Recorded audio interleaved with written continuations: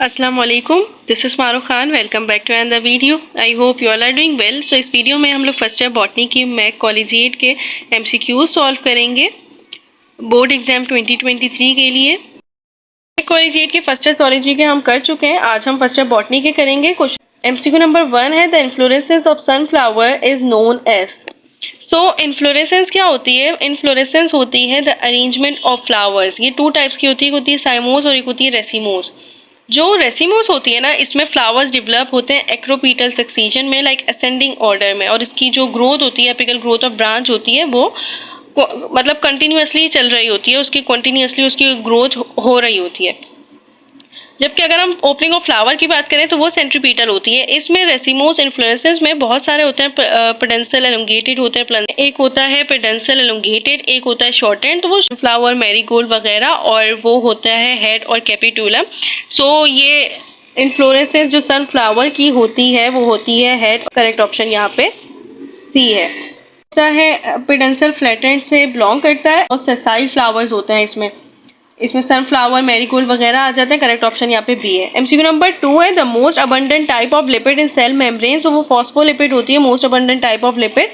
Correct option यहाँ पे A है।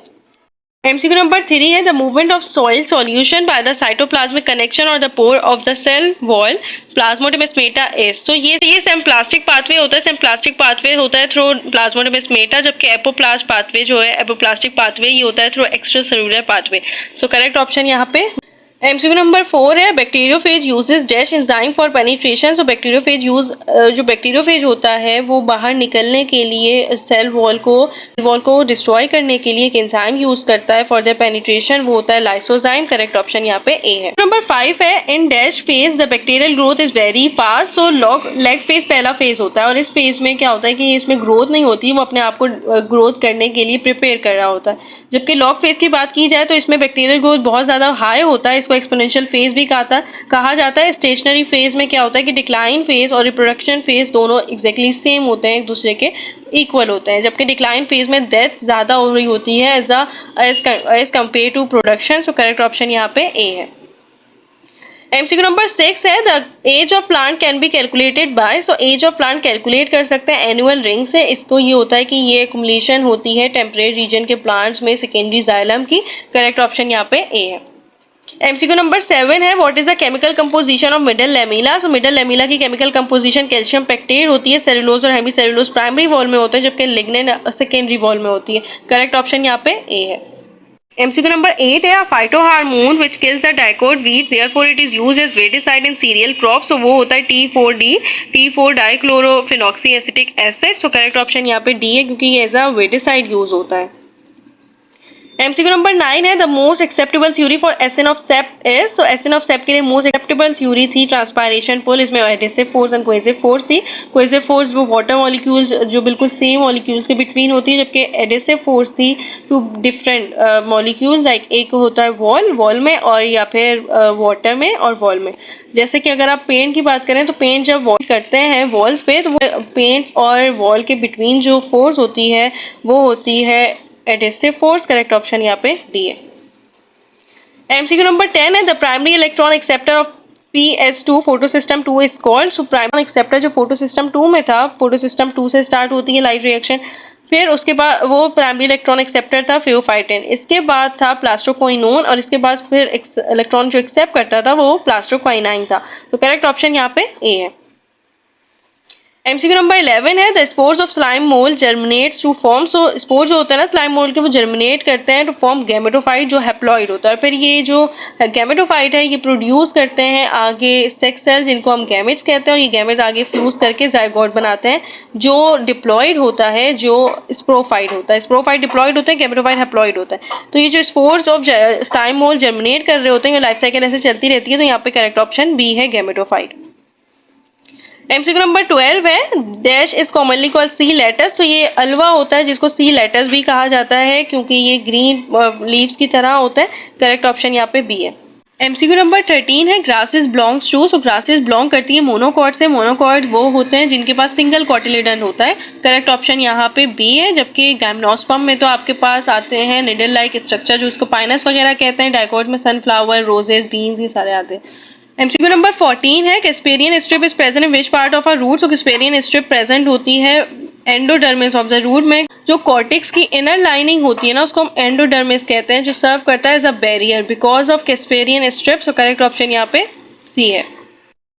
MCQ नंबर 15 है which ion are involved in opening and closing of stomata. So potassium एक ऐसा माइक्रोमोलिक्यूल है जिसको हम मिनरल न्यूट्रिएंट्स कहते हैं। प्लांट्स में एक ऐसा मॉलिक्यूल ऐसा न्यूट्रिएंट है जो इन्वॉल्व होता है opening and closing of stomata का। करेक्ट ऑप्शन यहाँ पे सी है। MCQ नंबर 16 है which of the following has no contribution in light dependent reaction. Dependent reaction में carbon dioxide, water, light and chlorophyll, ये सारे के सारे एक जगह जब एक दफ़ा आप देखते हैं तो आपको लगता है कि सारे के सारे पार्टिसिपेट करते हैं, बट आपने पढ़ा हो फोटोसिंथेसिस 2 पे डिपेंड करता है, 2 पार्ट्स पे डिपेंड करता है, एक लाइट डिपेंडेंट और एक light independent. Light dependent reaction में जब क्लोरोफिल पे लाइट पड़ती है तो इलेक्ट्रॉन एक्साइटेड स्टेट में जाते हैं एंड देन फिर वो पार्टिसिपेशन उसकी हो रही होती है। लाइट डिपेंडेंट रिएक्शन में आपको वाटर की भी नीड होती है क्योंकि फोटोलाइसिस ऑफ वाटर होता है, तभी इलेक्ट्रॉन आते हैं एंड तभी हमारे पास हाइड्रोजन आ रहे होते हैं जिसको हम प्रोटॉन कहते हैं। कार्बन डाइऑक्साइड पार्टिसिपेट नहीं करते हैं लाइट डिपेंडेंट रिएक्शन में क्योंकि ये यूज होते हैं, ये पार्टिसिपेट करते हैं डार्क रिएक्शन में टू सिंथेसाइज ग्लूकोज। तो करेक्ट ऑप्शन यहाँ पे कार्बन डाइऑक्साइड है क्योंकि इसका डायरेक्ट कंट्रीब्यूशन है ही नहीं, इसका फोटोसिंथेसिस में है लेकिन लाइट डार्क रिएक्शन में लाइट इंडिपेंडेंट रिएक्शन में जिसको हम डार्क रिएक्शन कहते हैं, जिसको हम केल्विन बेंसल साइकिल कहते हैं, क्योंकि उसको ग्लूकोज बनाना होता है, सिंथेसाइज करना होता है कार्बोहाइड्रेट्स, इसलिए उसको नीड होती है कार्बन डाइऑक्साइड की। करेक्ट ऑप्शन यहाँ पे ए है।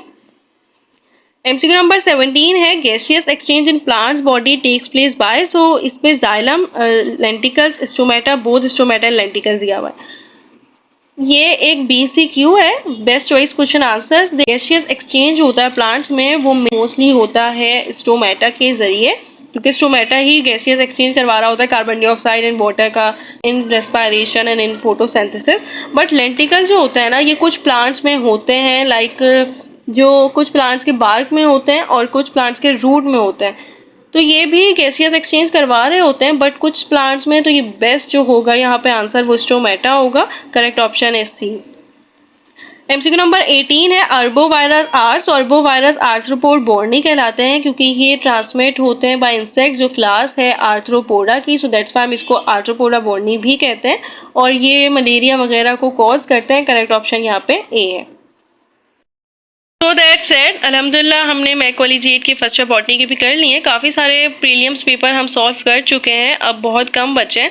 अगर आप लोगों को अपने कॉलेजेस के करवाने हो और मैं नहीं कराए मैंने तो आप लोग मुझे DM कर सकते हैं, सो मैं करवा दूँगी इंशाल्लाह। All the best to all of you. अल्लाह हाफिज़।